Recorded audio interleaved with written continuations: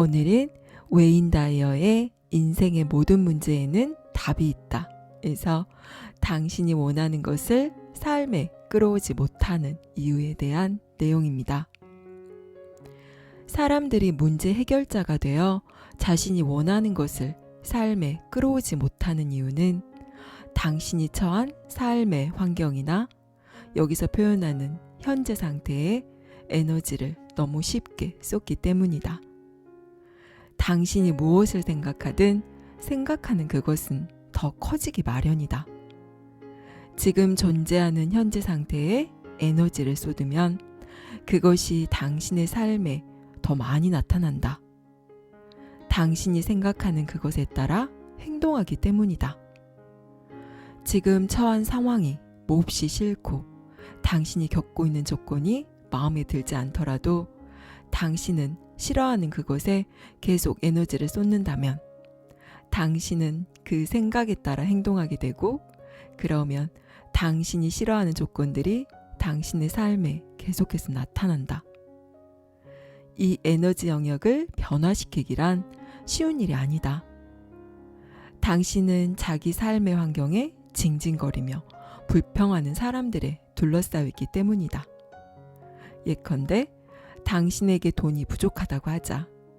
당신은 스스로 가난하고 소외된 불행한 중하위층이라는 이름표를 붙인다.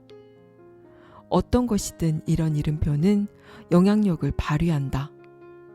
당신은 자신이 가난하다는 생각에 빠져서 어쩔 수 없이 살아야 하는 처지와 돈이 부족한 상황을 불평하며 시간을 보낼 것이다. 궁핍한 당신의 삶에 일말의 책임이 있는 정치인을 비난하는데도 많은 시간을 쏟을 것이다. 이 모든 것이 에너지다. 느리고 낮은 에너지다. 하지만 이 에너지는 당신이 현재 상태에 지불하고 있는 소중한 현금이기도 하다. 만약 당신이 이런 결핍 의식에 머물고 있다면 이것을 기억하라. 가난이 싫다는 생각만으로는 가난을 벗어날 수 없다. 당신은 가난이 싫다는 생각에 따라 행동하게 될 것이고 그러면 가난을 싫어할 수밖에 없는 일들이 점점 더 많이 일어날 것이다. 성 바울의 말을 떠올려 보자. 신은 당신에게 풍요 속에 있는 모든 축복을 제공할 것이다. 현재 상태에 머물고 있는 에너지를 당신이 원하는 것과 창조하고 싶은 것으로 돌려놓으라.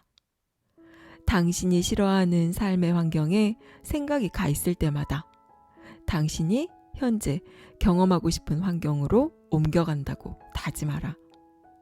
그런 다음 당신이 창조하길 원하는 것을 마음속에 그려보라. 이렇게 해서 높은 영적 에너지로 도약하라. 당신이 원하는 것을 마음속에 그리면 그 에너지에 따라 행동하게 된다. 당신이 믿지 않는 일에 더 이상 에너지를 쏟지 않으면 우주가 무한한 풍요로움이라는 사실을 발견하게 된다. 당신은 바닷물을 골무에 담을 수도 있고 양동이에 담을 수도 있다. 바닷물은 마르지 않으므로 당신이 원하는 대로 담아도 아무런 변화가 없다. 게다가 당신이 원할 때마다 퍼올 수 있다.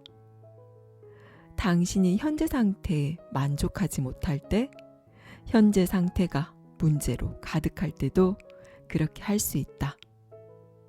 우리는 숟가락을 들고 드넓은 바다에 가서 너무 적게 담았다고 불평하는 것은 아닐까?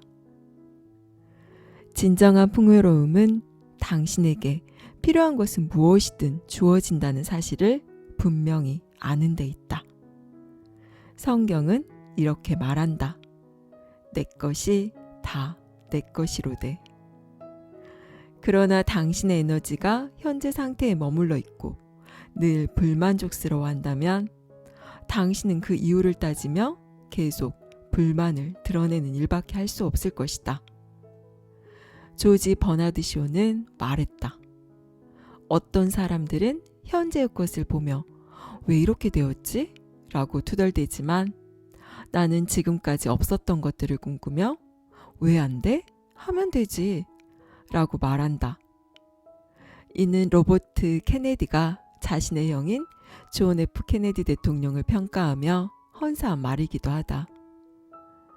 이 원리는 당신의 삶에 어떤 것이 결핍된 경우에만 국한되지 않는다. 이것은 지금 당신의 일상에서 문제라고 여기며 낮은 에너지를 공급하고 있는 모든 일에 적용된다.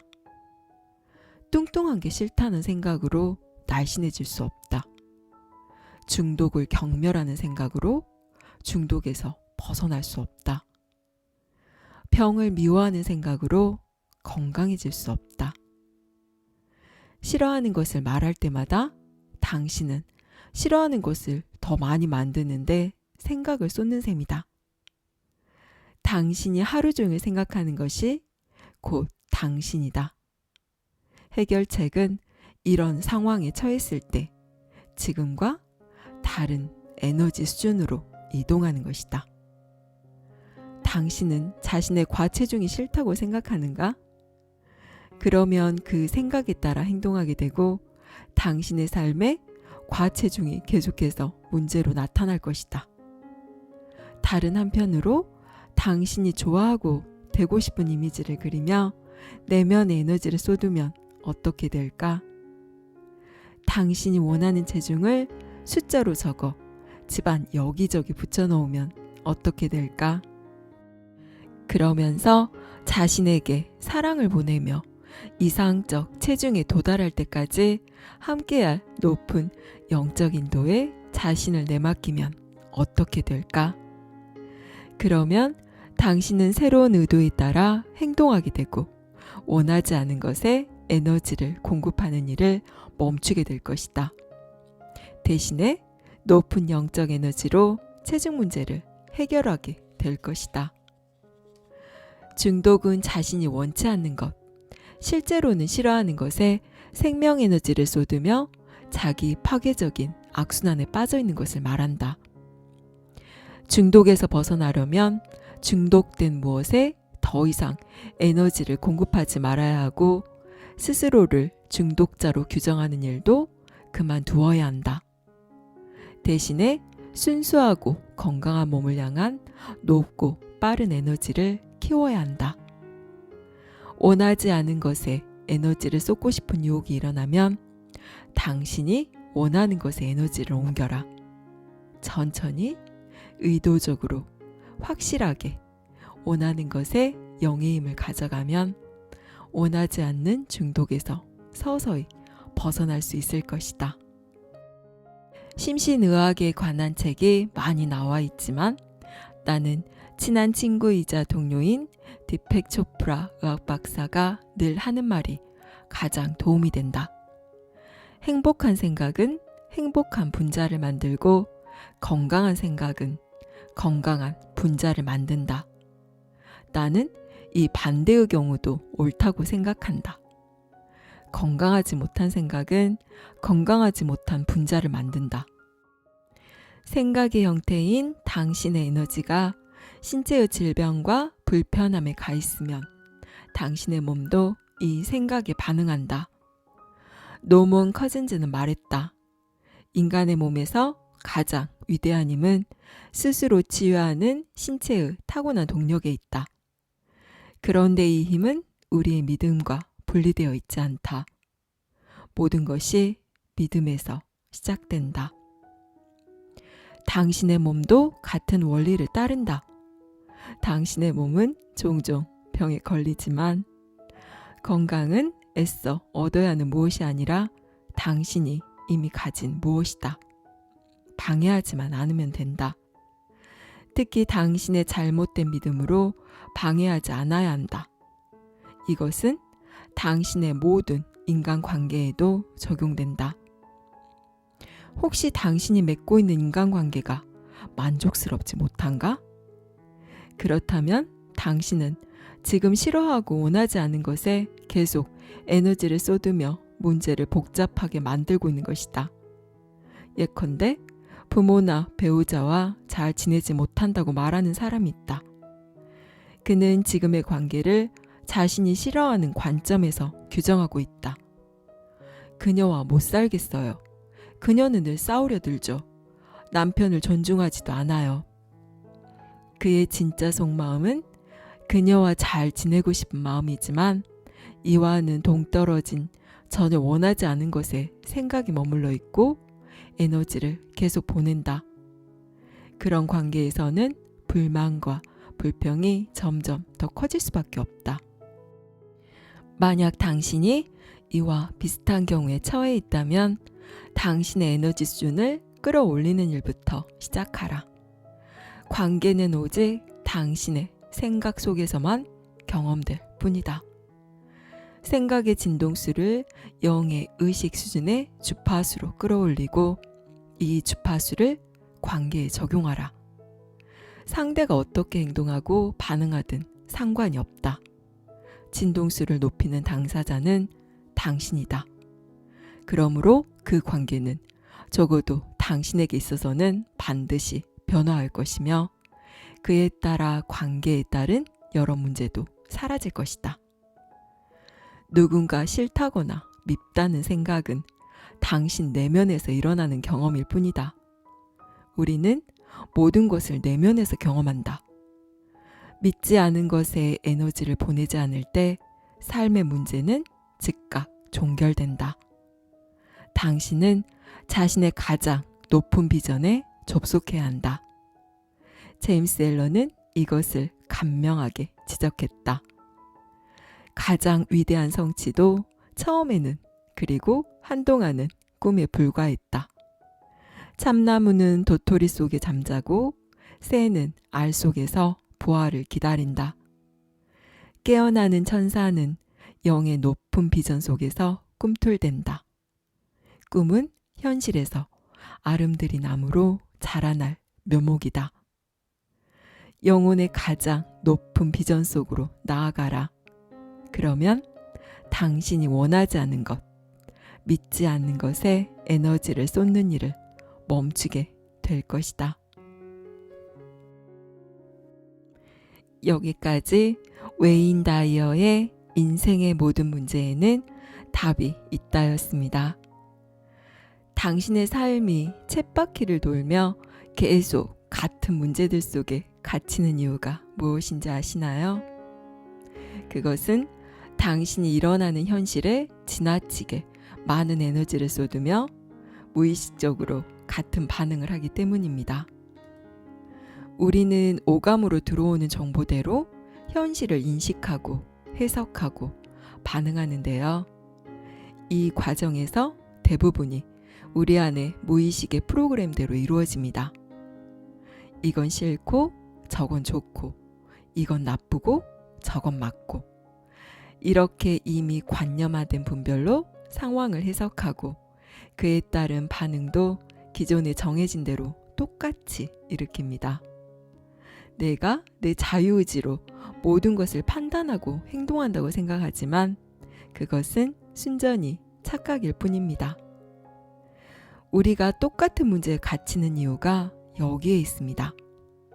싫다 싫다 하면서도 거기서 벗어나지 못하는 이유는 그 상황에 대한 우리의 해석과 반응이 똑같기 때문입니다.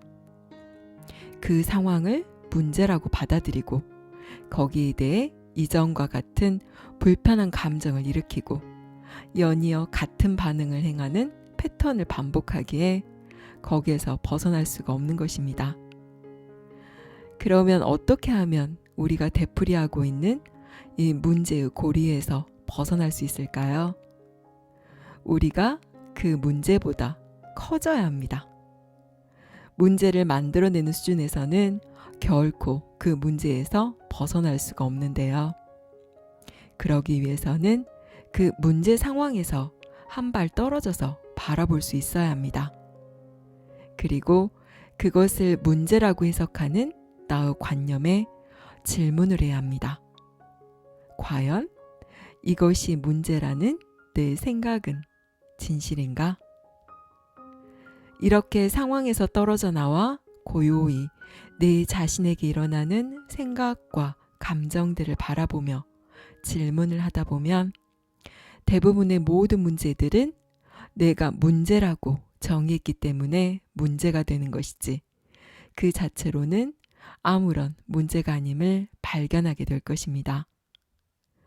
만일 아무리 바라봐도 이건 문제다 라고 여겨지는 것이 있다면 그것에 대해 불평하고 화내는 대신에 어떻게 하면 이 문제를 해결할 수 있을까? 그것에 초점을 맞추고 늘 되풀이하던 감정과 반응의 고리를 끊고 다른 행동을 선택해야 합니다. 쉽지는 않은 일이죠.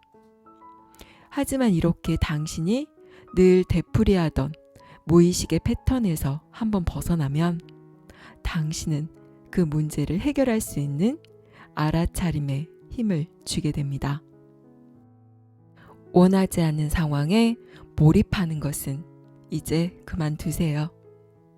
보이고 느껴지는 현실이 아무리 힘들고 암울하게 느껴진다 하더라도 그것은 모두 당신의 생각이 지어낸 분별이자 착각임을 알아차리고 거기에서 빠져나오세요. 실제로는 현실은 아무런 문제가 없습니다. 감사합니다. 사랑합니다.